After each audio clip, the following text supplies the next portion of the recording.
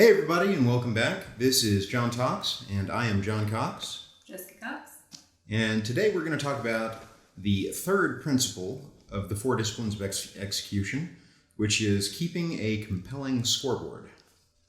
This is our awesome book. This is a really good chapter, and it's been really instrumental for our team, and we're going to actually get some quotes from them. Okay, cool. Yeah, so I'll just start with an overview of what this entails. So in the last podcast, talking about 40X, we talked about acting on the lead measures. And just a quick refresher, the lead measures are the things that you can do that strongly influence progress towards your goals. Okay, so compelling scoreboard. So there's a story in here that really, I think, sums it up very well. I'm going to read that. Okay.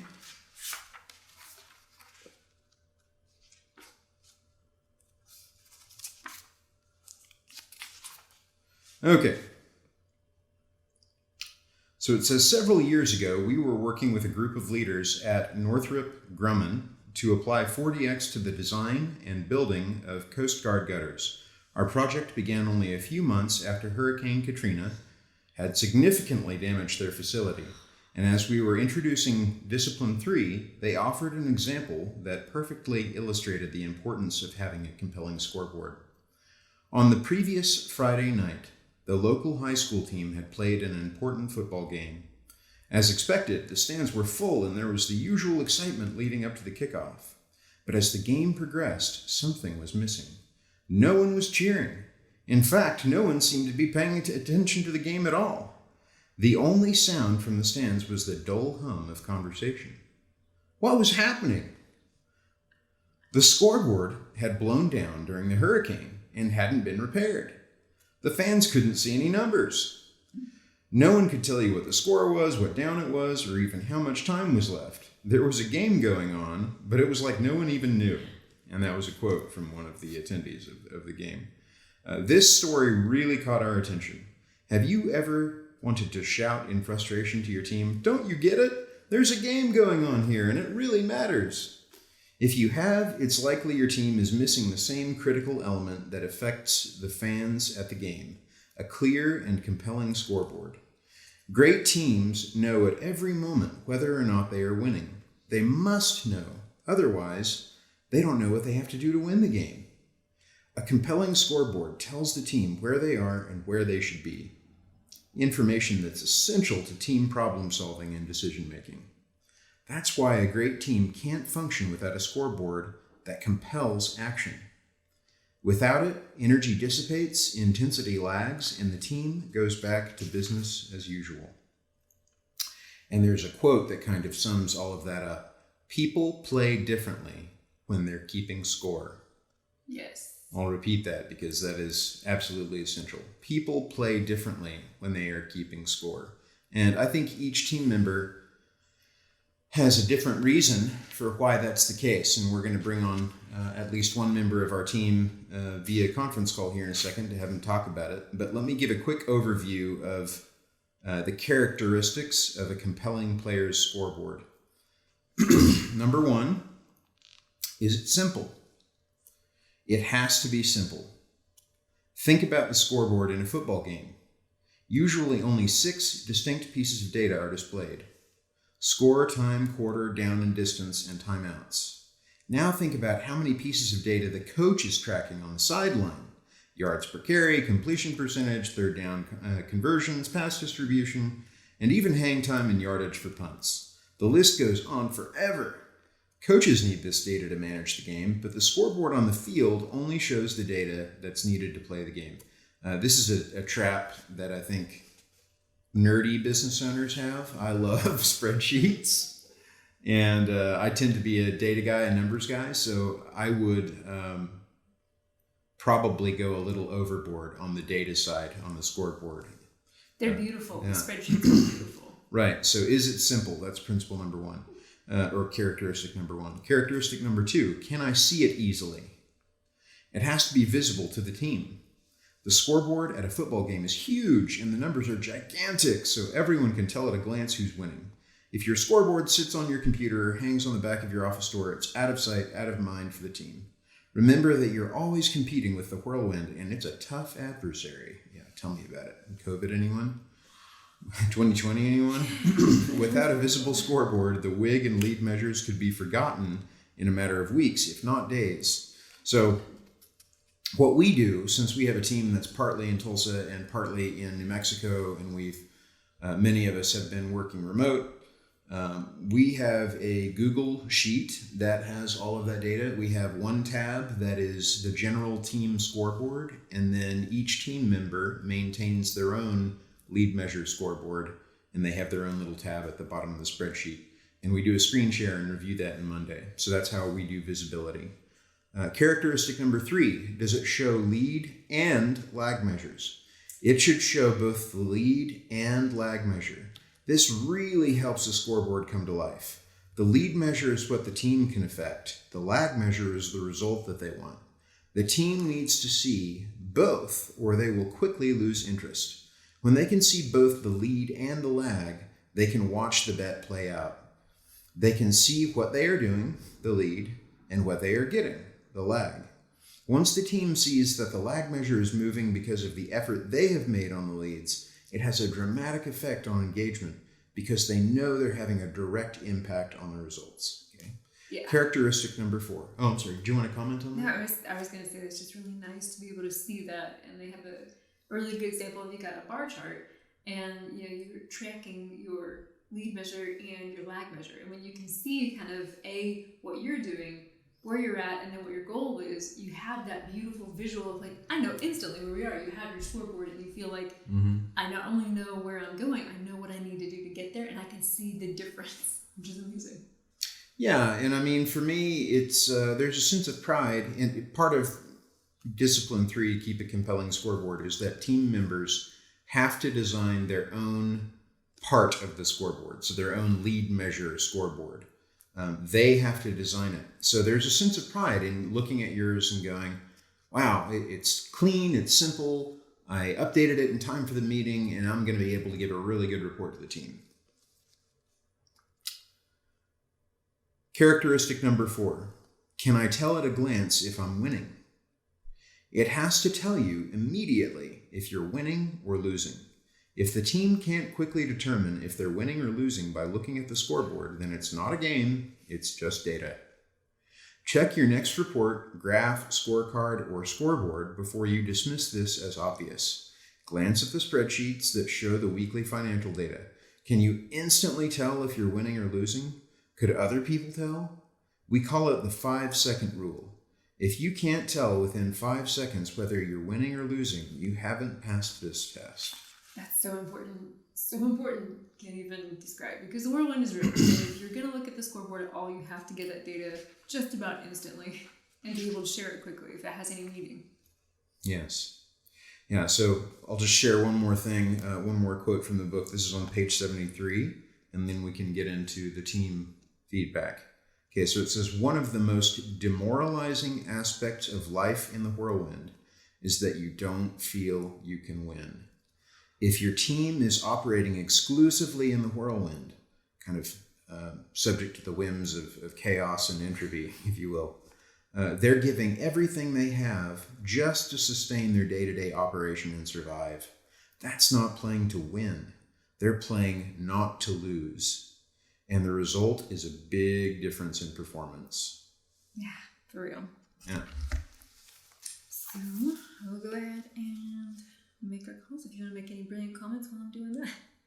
Yeah, no, so I would just reiterate, this is 4 Disciplines of Execution by Sean Covey, the son of Stephen Covey, the guy who created 7 Habits for Highly Effective People. And it's all about creating a winnable game for you and your team. Speaking of team, I've got Jamie Runyon on the line. And James, can you tell me a little bit about how the 40X scoreboard has impacted your workflow? Any thoughts, questions, comments, or brilliant statements on that?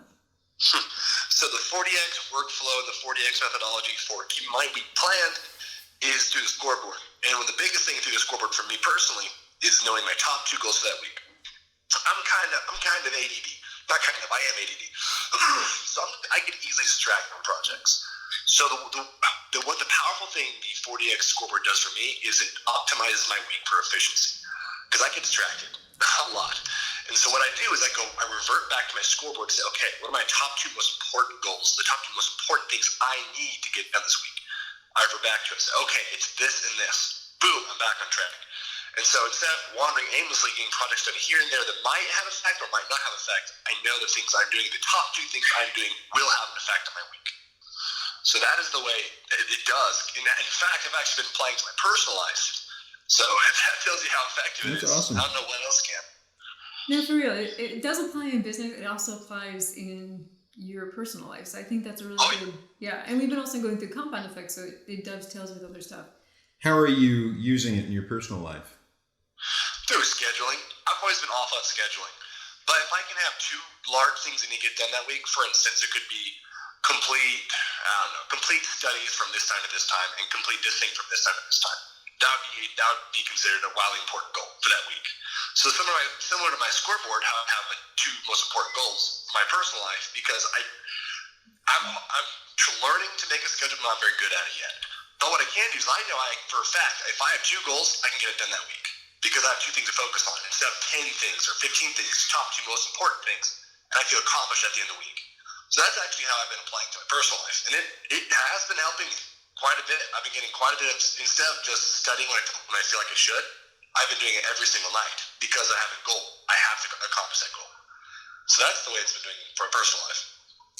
Sweet. Awesome. Yeah, I'm glad to hear that you're taking that and applying it to other areas of your life. And it's a great system. James E. Rock, thanks for being on the show. All right, thanks for having me.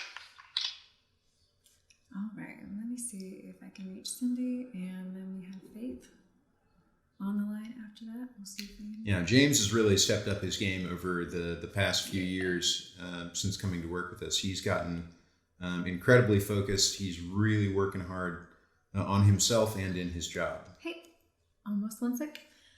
All right, so I've also got Cindi on the line who had some comments also about how her scoreboard works. And Cindi, questions, comments, brilliant statements on the scoreboard for 40X. Oh my goodness, the scoreboard. So unlike many of my coworkers or a lot of people, I might write and publish content bits for 5 or 10 clients in a day or like in an hour if I'm on a roll. So remembering what audience needs attention or what platform needs new direction requires so much tracking and focus. And by nature, I am not focused. I am bouncy. I bounce around all over. So weekly lead measures on a scoreboard that the whole team sees, that puts immovable rocks in my world. So I will do these 2 things by this time, and I just can't not do it after everyone has seen it. So when I get those things done, my load just feels lighter. So for me, the relief that comes from completing lead measures, it's just a weight lifted, and with that, it comes renewed energy because I've accomplished something, and we all know what happens with focused effort. Over time, you have success. So that scoreboard meeting we have at the beginning of the week, every week, is so important for me getting work done. So that's what it means to me. It's kind of the rock I need to get things done.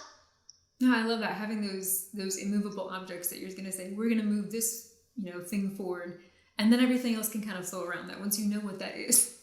Yes, those things that everybody knows you said you were going to do it, so you're going to do that. Yeah, and then once you've done that thing, you can keep going. No, for real. I think that's one of the major powers of it is you have that responsibility of I chose how to do this scoreboard. I picked these lead measures. And then you have your team who everyone's working together to try and get these things done. So yeah, that's a good point too. Yeah, love it. Cindi, thank you so much for being on the show. We're going to see if we can reach Faith. And then I've got a comment from Michelle. Have a great day.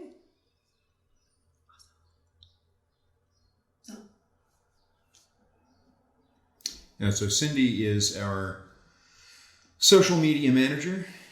And as you heard, she has a really complex job because she has to keep 5 different audiences with 5 different voices on multiple different platforms, all in her head at one time. And one of the best things about 40X is that it helps you to deal with the whirlwind by plucking 1 or 2 really important things out of it and focusing on that. So since implementing that, I've seen some pretty drastic results in a positive way with Cindi. Okay, so let me get Michelle's comment. This is from Michelle. Keeping a scoreboard has helped keep my lead measures top of mind, which is really important for the daily whirlwind. As I'm sure everyone knows, it's far too easy to get sucked into the urgent things that come up every day. And then the end of the week rolls around and you've completely forgotten to do your lead measures. The scoreboard keeps those in front of you so you can remember to make time for them. And that is really important because, as Jon was saying, Cindi was saying, James mentioned, every day the whirlwind is out there, and sometimes it's a literal hurricane, depending on what your line of work is, and sometimes it's just the to-do list and the client calls and the deadlines and the milestones all kind of pile up. And when you have something that brings focus to that, it helps you get going and you get that momentum going to get the rest of the whirlwind done. It's not saying you don't do the whirlwind, but it keeps your focus on the most important peak that you got to hit next. Mm-hmm. Okay. Do you have anything you wanted to add? I wanted to mention there's a couple interesting things. One is Jon mentioned coach's scoreboard. And when you're doing a scoreboard as a coach or as a business leader or as a spreadsheet junkie, then you're going to come up with something a little different than what your team will come up with and what's understandable and what can be done in 5 seconds. So one of the things is, picking a theme and letting your team decide how they're going to do their scoreboard. If you've got departments, each department could have a scoreboard. For us, our team is pretty small, so each one of our employees of our main team have a scoreboard. And they design that, and there's ownership in that, and it's also understandable to them, but they have to make it something that they can report on. So you're helping collaborate with the team, and even just that piece of the design is really helpful, I think, and important, and everyone takes ownership of it. I think if you've got a good team and they want to pull together and do things, this is a really cool area for me to get to see the rest of the team shine. Because, you've got Faith, our designer, has the most beautifully designed and pristine scoreboard. Jon's is great with data organization. And it's just neat to see the kind of strengths of the team come out and what they focus on and how they design their scoreboard. And the other thing is, the keeping it updated. The accountability, I think, is one of the most powerful pieces of that, is you're leveraging the fact that, hopefully, in our organization, our team likes each other, we work together well, and we are pulling for each other. We want to figure out ways that we can help each other, and we can call out and say, hey, I need some help with this, to meet this lead measure, and it helps keep that flowing too, of can I remove roadblocks for you, or how can I help you meet your lead measures? And we have that kind of shared cadence of accountability, and also the built-in, I see, what they're working on. I understand what they're trying to accomplish. So it puts you a lot further along when someone comes to you with a request. Oh, that's how it's fitting into your lead. I already know because you talked about that. What our main goal is, I can see how this fits in. So you really feel like you're all coming together well. I like that. Mm-hmm. Yeah, there's something about all pulling together as a team towards a goal. Forget where I read this. It may have been Dave Ramsey in talking about attacking debt, unified as a married couple versus as an individual. But the example that he used was one ox, and I'm going to get these numbers wrong, but you'll get the idea. One ox has the ability to pull something like 8,000 pounds. If you put 2 oxen together in the same harness, and they've never worked with each other and they don't know each other, you would think that it would double, but actually it does not. Rather than it being 16,000 pounds, it's something more along the lines of 14. A quarter horses, yeah. Probably the same principle. Yeah, applies, no, that's but, what and the reason why is because they're kind of fighting each other. Yeah. They don't know each other's goals or work styles or any of that. It's the first time they've ever done this gig together. And so there's a little bit of, I'm going this way, you're going that way, I'm going this speed, you're going that speed, I'm lifting this much, you're lifting that much. And so there's a reduced efficiency. Now, when you get 2 oxen that know each other and have worked together, there is not just a quality of addition. So, 8,000 plus 8,000 equals 16,000. I think they lift something more like 20 or 24,000. There's an exponential increase, and that's because they can compensate for each other's weaknesses. They know each other's rhythms. They're working together. They get momentum, and they can go faster, longer. It's really quite impressive. So when you have a scoreboard like this, and your whole team has helped to identify what your wildly important goal is, and they've all bought in on it. They all understand what they can do to contribute to the win for the team. And then they're accountable. That's the cycle of accountability that encompasses all 4 of these principles in 40X. They're accountable to the team by having to present their scoreboard on some sort of a regular basis. And everyone can kind of get a sense of if you know, we're a team of 7 or 8 people right now, if 3 or 4 people don't consistently hit their goals, not that this is happening right now, but for a little period it did when we were just getting started, you see that the momentum towards the wildly important goal is not as fast as you would hope for the team. And then you also see that when everyone is hitting their goals consistently and they're clear and they update them and all that good stuff, you can see the progress on the WIG increase in a dramatic way. So that in our case, when we have moments of momentum like that, we don't just hit our goals, we exceed them. It's kind of like it's not just 8,000 pounds plus 8,000 pounds, it's 24,000 pounds. Yeah, there's some sort of an exponential multiplier that comes from a team all pulling together in unison towards a goal that they've all agreed on. And I do have this quote from Faith, which talks about that team aspect of, you know, keeping a scoreboard helps me focus on the 1 or 2 most important things I can do this week to move our team WIGs forward.